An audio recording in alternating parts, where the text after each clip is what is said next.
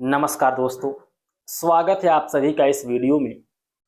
इसमें हम बात करने जा रहे हैं एक ऐसे मुद्दे की जो हर प्रतियोगी छात्र के मन में घर कर बैठा है कि हम मेहनत तो बहुत कर रहे हैं लेकिन परिणाम हमारे अनुरूप नहीं आ रहे हैं, क्योंकि संगठनात्मक तौर पर, संगठित तौर पर उनके अधिकारों पर अतिक्रमण किया जा रहा है।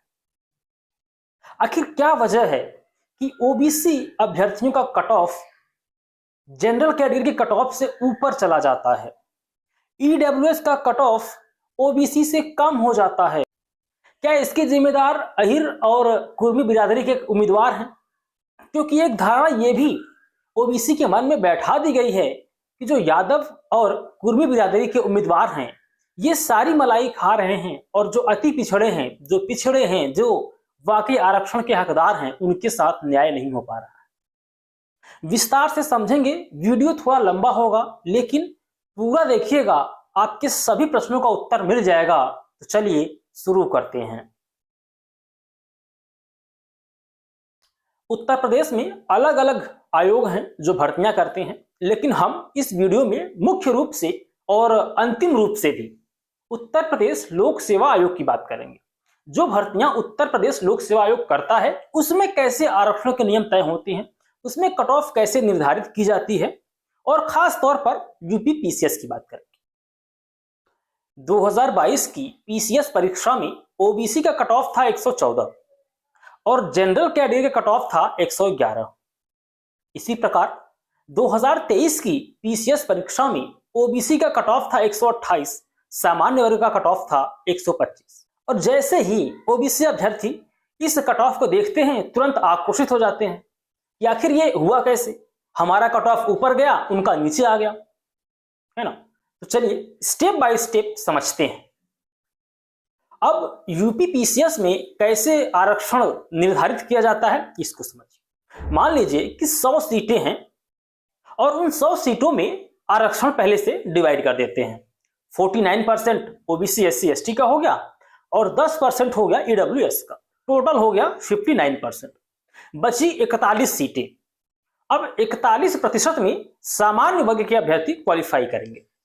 जब उत्तर प्रदेश लोक सेवा आयोग मेरिट की लिस्ट बनाता है तो वो शुरू में यह नहीं देखता है कि किस वर्ग से कौन उम्मीदवार है, वो एक सामान्य सीट बनाता है और पहले 41 यानी 41 उम्मीदवार को सिलेक्ट कर लेता है जो टॉप के होते हैं। जो टॉप के 41 होते हैं उनको सिलेक्ट आपने कर लिया। इसके बाद बची 59 सीटें। इन 59 सीटों में आरक्षण के फॉर्मूला लागू किया जाता है। तो मान लो कि 20 ओबीसी उम्मीदवार क्वालिफाई कर गए जनरल में, तो बची सीटें कितनी ओबीसी की? 7 सीट बची। अब इन 7 सीटों पर हजारों ओबीसी के अभ्यर्थी लड़ाई कर रहे हैं नौकरी हासिल करने के लिए।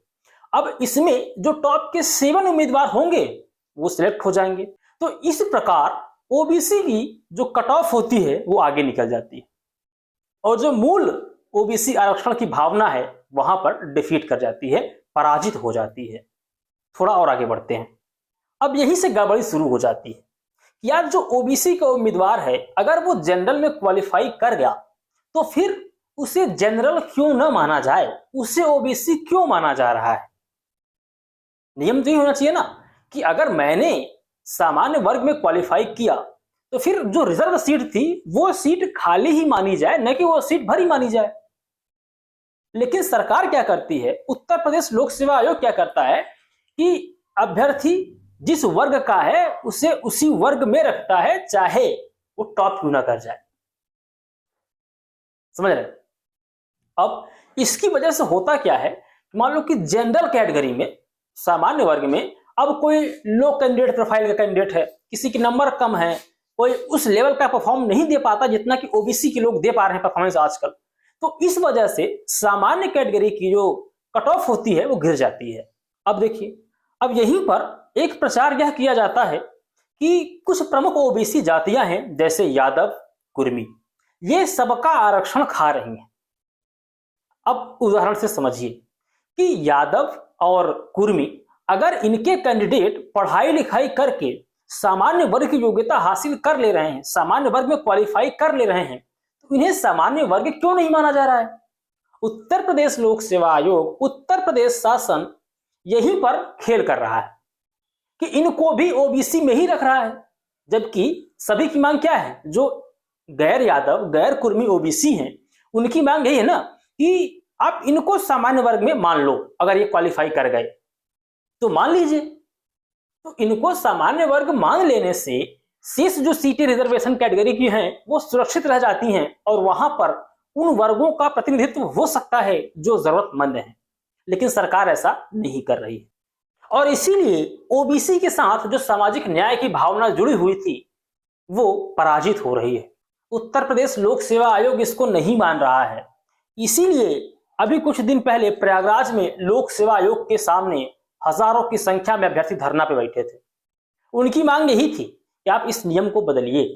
अगर कोई सामान्य वर्ग में ओबीसी उम्मीदवार या किसी और भी रिजर्व कैटेगरी का उम्मीदवार क्वालिफाई करता है तो बाय डिफॉल्ट उस उम्मीदवार को सामान्य ही माना जाना चाहिए।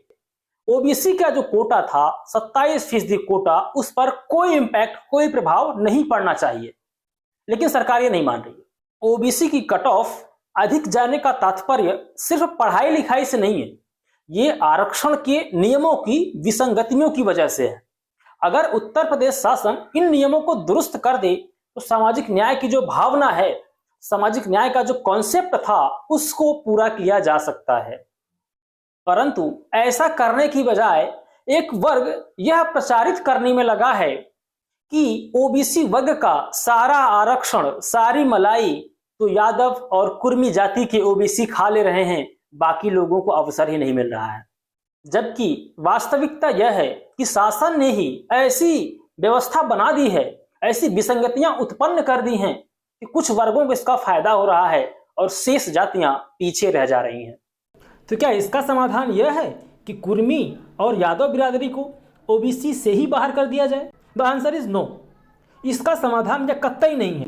हर यादव परिवार, हर कुर्मी परिवार इतना सामर्थ्यवान नहीं है जितना दिखाया जा रहा है। हाँ, कुछ लोग पढ़ लिख लिए हैं, कुछ लोग पढ़ लिख कर इतने आगे निकल गए हैं कि सामान्य वर्ग से भी अधिक नंबर हासिल कर रहे हैं। इसका समाधान यही है कि जो नियम केरल में है, जो नियम तमिलनाडु में है, वही नियम उत्तर प्रदेश में और समस्त देश में लागू होना चाहिए।